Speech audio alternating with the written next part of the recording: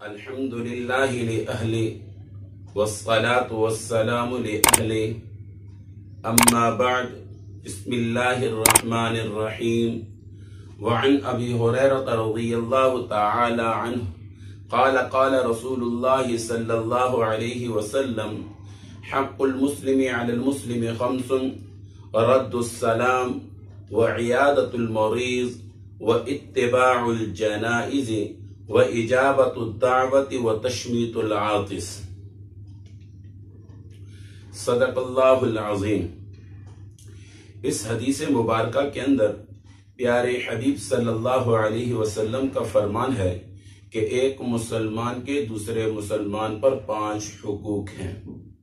Number 1 رد السلام، سلام کا جواب دینا، وعیادۃ المریض، مریض کی مزاج پرسی کرنا، واتباع الجنائز، اور اپنے مسلمان بھائی کے جنازے میں شریک ہونا، واجابۃ الدعوت، جب وہ کھانے کی دعوت ہے اس کی دعوت کو قبول کرنا، وتشمیت العاطس، جب تمہارا مسلمان بھائی کو چھینک آئے اور وہ الحمدللہ کہہ دے تم اس کے جواب میں یرحمک اللہ کہو۔ جیسے کہ پچھلی 3 ویڈیو کے اندر اسی حدیث کے بارے میں ذکر ہو چکا ہے، یعنی رد السلام، سلام کے بارے میں الگ سے ذکر ہو گیا، وعیادۃ المریض، مریض کے بارے میں بھی ذکر ہو گیا، واتباع الجنائز، جنازے کے فضائل بھی بیان ہو چکے ہیں۔ آج ہے وإجابۃ الدعوہ، دعوت کو قبول کرنا۔ اگر کوئی مسلمان بھائی دعوت دے دے اس کی دعوت کو قبول کرنا واجب ہے، لیکن فاسق آدمی کی دعوت سے اجتناب کرنا چاہیے۔ نبی علیہ الصلوۃ والسلام نے منع فرمایا فاسق آدمی کی دعوت کو قبول مت کرو۔ یہ ایسے شخص کی دعوت جس کا مال مکمل حرام ہو اور آپ کو یقین بھی ہو کہ اس کا مال حرام ہے، کیوں حرام کا ایک لقمہ بھی جب اندر چلا جاتا ہے وہ عبادات قبول ہونا رک جاتی ہے۔ جب ایک لقمہ بھی حرام کا پیٹ کے اندر ہو تو عبادات قبول نہیں ہوتی، تو ایسے کھانوں سے اجتناب کرنا چاہیے۔ بات چل رہی تھی دعوت کی، دعوت دینا سنت ہے، دعوت کو قبول کرنا واجب ہے، لیکن دعوت کا معیار ایک ہم نے بنا رکھا ہے اور ایک شریعت کا معیار ہے۔ شریعت کے دعوت کا معیار تو یہ ہے کہ جو استطاعت ہے، جتنی استطاعت ہے، اپنی استطاعت کے مطابق کھانا بنایا اور کسی کو بلا لیا، کھلا لیا۔ اور ہمارا معیار کیا ہے، ہمارا مزاج کیا ہے؟ ہمیں کسی نے دعوت دی ہے تو لا محالہ وہاں پر 4 سے 5 ڈشیں ہوں گی، 5 سے 10 ڈشیں ہوں گی، 10 سے 15 ڈشیں ہوں گی، یہ ہمارا معیار ہے۔ یعنی ہم دعوت کے اندر جس چیز کو فوقیت دیتے ہیں وہ کھانا ہے، جبکہ ایسا نہیں ہے۔ دعوت کے فلسفے کو سمجھنا ذرا ضروری ہے۔ کوئی بھی آدمی، کوئی بھی شخص جو دعوت کرتا ہے وہ اصل میں پس پردہ وہ یہ کہہ رہا ہوتا ہے میرے گھر کی عزت آپ ہو، یعنی جس کی دعوت کرتا ہے، جس کو اپنے گھر کھانے پہ بلاتا ہے، دبے لفظوں میں وہ یہ کہنا چاہتا ہے میرے گھر کی عزت آپ ہو، میرے گھر کا وقار آپ ہو، میرے گھر کی شان آپ ہو، یعنی آپ کو ایک مقام دے رہا ہے اپنے گھر بلا کے۔ کیوں؟ ہر آدمی کو گھر میں نہیں بلایا جاتا، گھر میں اس کو بلایا جاتا ہے جو اس کی نظر میں عزت والا ہوتا ہے، احترام والا ہوتا ہے، ادب والا ہوتا ہے۔ ہمیں کوئی بھی اگر گھر میں بلائے مطلب اس کا یہ ہے کہ وہ ہماری عزت کر رہا ہے، ہمارا احترام کر رہا ہے، اس کی نظروں میں ہم شان والے ہیں۔ لیکن ہم نے دعوت کا معیار کھانا رکھا ہوا ہے، اور بڑے افسوس کی بات یہ ہے کہ جب غریب بلا لے اس کے کھانوں پہ ہم نہیں جاتے۔ کیوں؟ او جی کہ کھانا وسیع، ایک قسم کا کھانا ہوگا، مطلب کا کھانا نہیں ہوگا۔ ہمیں کوئی دعوت دے دے، ہم دعوت پر نہ جائیں، آسان لفظوں میں ہم یہ کہنا چاہتے ہیں یار آپ ہمیں تو شان دے رہے ہو، عزت دے رہے ہو، لیکن میں اس قابل نہیں ہوں کہ میری عزت کی جائے، کیوں؟ ہم نے معیار کھانا جو بنا رکھا ہے۔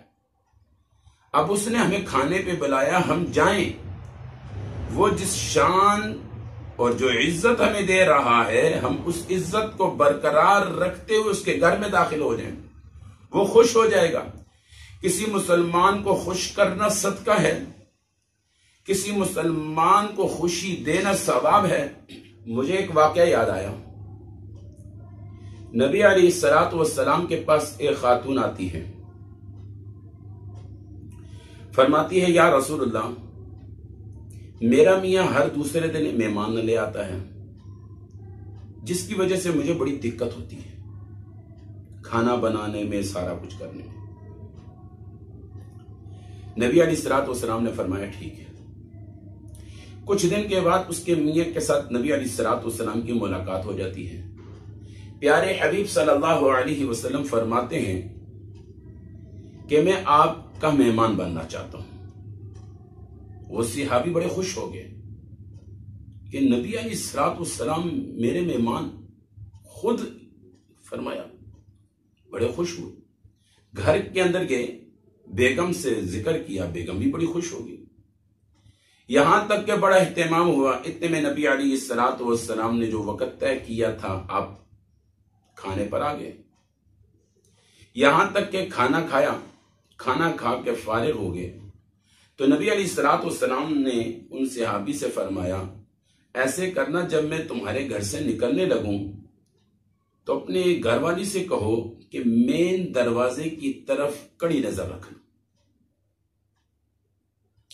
یہاں تک کہ نبی علیہ السلام جیسے نکلے، وہ خاتون مین دروازے کی طرف دیکھ رہی تھی، وہ صحابیہ، یہاں تک کہ گھر کے اندر سے بچھو، سانپ، اژدہا، اس طرح کی چیزیں نکلتی ہوئی نظر آئی۔ ایک دم وہ صحابیہ گر گئی، بے ہوش ہوگی۔ نبی علیہ السلام تک اطلاع پہنچی، پیارے حضرت دوبارہ آئے، کچھ پڑا، پھونکا، یہاں تک کہ وہ ہوش میں آئی۔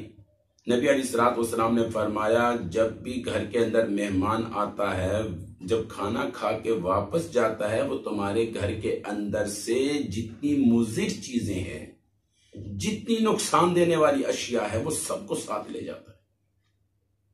مہمان کوئی معمولی چیز نہیں ہے، بلکہ ایک حدیث میں آتا ہے مہمان جو آتا ہے، فرمایا کھاتا تو اپنا ہے، مغفرت میزبان کی کروا دیتا ہے۔ ایک حدیث میں آتا ہے مہمان جب گھر کے اندر آتا ہے، کھانا کھا کے جاتا ہے، وہ آنے والی آفات کے لیے دروازہ بن جاتا ہے۔ کھانا کھا کے جب چلا جاتا ہے، وہ آنے والی آفات کا دروازہ بن جاتا ہے۔ مہمان کی بہت بڑی فضیلت ہے۔ حضرت ابراہیم علیہ السلام نے پوری زندگی بغیر مہمان کے کھانا نہیں کھایا۔ نبی علیہ السلام کا ارشاد ہے جس نے کسی کو پیٹ بھر کر کھانا کھلایا، جس نے کسی کو پیٹ بھر کر کھانا کھلایا، وہ جہنم سے 7 خندق دور ہو گیا۔